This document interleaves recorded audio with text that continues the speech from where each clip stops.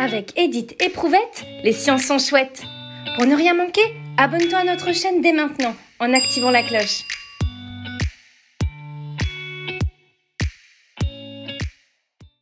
Est-ce qu'un chêne, c'est un être vivant? Pour le savoir, souviens-toi d'abord que parmi tous les êtres vivants présents sur notre planète, on peut recenser les animaux et les végétaux. Ces deux familles d'organismes sont différentes, car l'un a la capacité de se déplacer, quand l'autre reste immobile. Et puis les animaux ont une bouche pour se nourrir, comme ce jaguar, contrairement aux plantes, comme cette orchidée. Ce chêne, quant à lui, est un végétal. Il grandit, se développe, c'est donc bel et bien un être vivant. Donc, d'un point de vue scientifique, un être vivant est un organisme doté de vie. C'est un être qui grandit, se nourrit, se reproduit et meurt. Et chose importante, il respire. Mais tous les êtres vivants ne se ressemblent pas. Regardez ce poisson et ce poulet. Difficile de leur trouver un air de famille, non?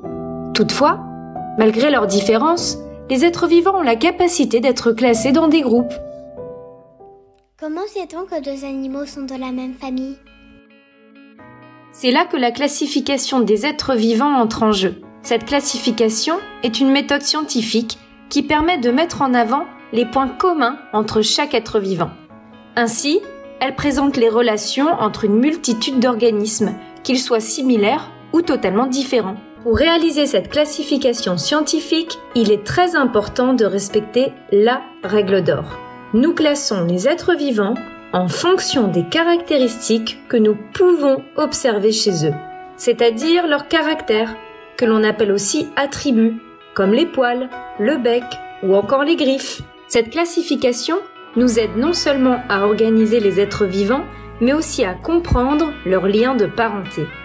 Par exemple, en sachant que les chats et les lions sont tous deux des félins, nous pouvons déduire qu'ils ont un ancêtre commun. En fait, c'est comme si nous réalisions un arbre généalogique. Comment réalise-t-on exactement cette classification?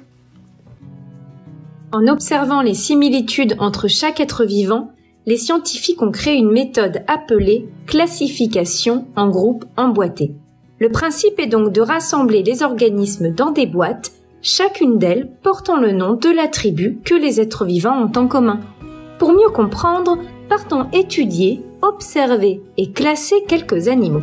Voici un canard, une oie, un coq, un chien, une chèvre, une vache, une abeille, une coccinelle et un mille-pattes. Commençons par la recherche des attributs de chaque animal. Par exemple, pour le chien, tu peux noter qu'il dispose de poils, de deux oreilles, d'une queue et de dents. La coccinelle, quant à elle, possède une enveloppe rigide, 6 pattes, une paire d'antennes et 2 paires d'ailes. Lorsque nous réalisons la liste de tous les attributs de chacun des animaux, il nous faut chercher leurs attributs communs. Par exemple, tu peux remarquer que le coq, l'oie et le canard ont tous les 3 des plumes, ou encore que le chien, la chèvre et la vache ont en commun l'attribut poil. Quant à la coccinelle, elle possède en commun avec l'abeille et le mille-pattes une enveloppe rigide. Nous voilà donc avec 3 grandes boîtes, une première intitulée plume, une seconde poil et enfin une dernière enveloppe rigide. Est-il possible d'être encore plus précis dans le classement? Bien sûr! Observons les animaux de la boîte plume et découvrons un attribut correspondant seulement à 2 des animaux. Tu remarqueras que le canard et l'oie ont tous les 2 les pattes palmées.